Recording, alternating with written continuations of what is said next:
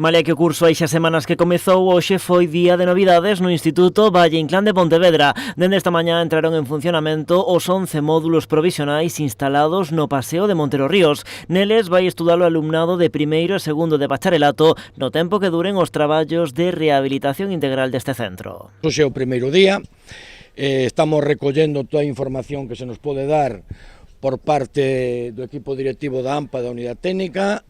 Sempre habrá algunhas deficiencias. O inicio da actividade nas casetas desenvolveuse sen incidencias, pero esta primeira xornada serviu tamén para detectar as primeiras deficiencias. A máis evidente, conseguir que dende a rúa non se vexa o interior das aulas. A xente pasa, os rapaces pois abren as ventanas nalgúna zona e iso crea unha certa interrupción, por decirlo de alguma maneira, falta de discreción, non? Entonces, tanto por parte do interior como por parte do exterior. Vamos a colocar uns vinilos provisionalmente, que é o que acabamos de falar. Ademais diso, hoxe tamén houbo algún problema de conectividade coa Antega. Tamén quedan outras melloras pendentes que se irán materializando en breve, como cubrir un espazo de case 200 metros cadrados para as clases de educación física.